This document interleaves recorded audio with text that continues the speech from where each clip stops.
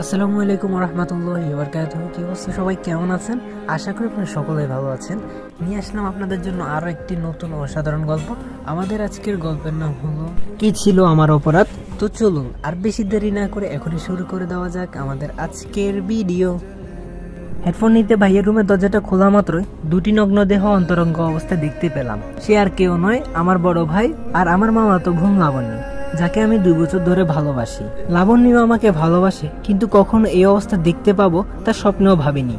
আমাকে দেখে ভাইয়া ও লাবণ্যী কাপড় পরা শুরু করে দিয়েছে। লজ্জায় কেউ কোনো কথা বলছে না। হয়তো আমি এখানে আসবো তা আশা করেনি। তখন আমি বললাম, ছি ভাইয়া ছি, তোমাকে আমার ভাইয়া বলতে ঘৃণা হচ্ছে। তুমি কি করে এটা করতে পারলে? লজ্জা করলো না? ভাবি থাকা সত্ত্বেও এমন একটা কাজ করলে।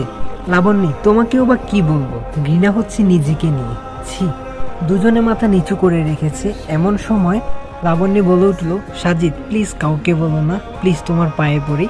সাজিদ তখন বলে উঠলো, ছি, তোমার নোংরা মুখে আমার নাম কখনো উচ্চারণ করবে না। তারপর কান্না করতে করতে চলে আসলাম নিজের রুমে। নিজের চোখকে বিশ্বাস করতে পারছি না, লাবণ্যী কেন এমন করলো। আমি ওর সাথে শারীরিক সম্পর্ক করতে চাইলাম না বলে ও আমার ভাইয়ের সাথে এমনটা করবে।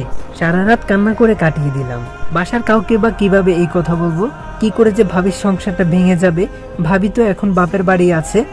সব ভেবে ডিসিশন নিলাম বাসা থেকে দূরে কোথাও চলে যাব। তাই জমানো মাটির ব্যাংকটা ভাঙলাম। ওইখানে 1336 টাকা ছিল।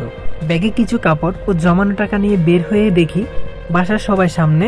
আমাকে দেখে আম্মু বলল, সাজিদ সকালবেলা কোথায় যাচ্ছিস? আমি তখন আম্মুকে বললাম, মা আমি দূরে কোথাও চলে যাচ্ছি, হয়তো আর ফিরবো না। ঠিক তখনই লাবণ্যী এসে বলল, কই যাবে তুমি আমাকে ছেড়ে? বিয়ে করা ভয়ে পালাচ্ছ? সাজিদ তখন বলে উঠল, তোর মতো নোংরা মেয়েকে বিয়ে করব আমি কি করে ভাবলি তুই?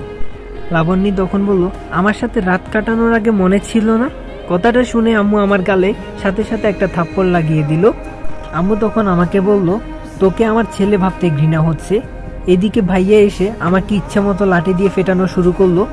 এমন সময় ভাবি ওদের বাসা থেকে চলে আসছে। আমায় এমন মারতে দেখে এগিয়ে আসলো ভাইয়াকে আটকাতে।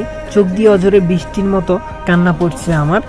নিজের ভাইয়ের অপরাধ ঢাকতে এভাবে মারছে আমাকে। আমাকে নিয়ে গিয়ে একটা রুমে আটকে রাখা হলো। নিজের গর্ভধারিণী মাও আমাকে চিনতে পারলো না। 1 বছর আগে ভাইয়া যখন অ্যাক্সিডেন্ট করেছিল, যখন রক্তের প্রয়োজন ছিল, তখন আমি তো 2 ব্যাগ রক্ত দিয়েছিলাম। আমার রক্ত দিয়ে ভাইয়াকে বাঁচিয়েছিলাম। আজ কি করে ভাইয়া পারলো আমার শরীরে এভাবে রক্তাক্ত আঘাত করতে? এসব ভেবে 2 চোখে যেন অশ্রু বাধা মানছে না। লাবণ্যের সাথে আমার প্রেম আছে, এটা বাসার সবাই জানে।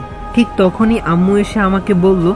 তো গাইজ, ভিডিওটি কেমন লাগলো অবশ্যই কমেন্ট করে জানাবেন। যদি ভালো লেগে থাকে তাহলে like, comment, share and subscribe করে দিবেন।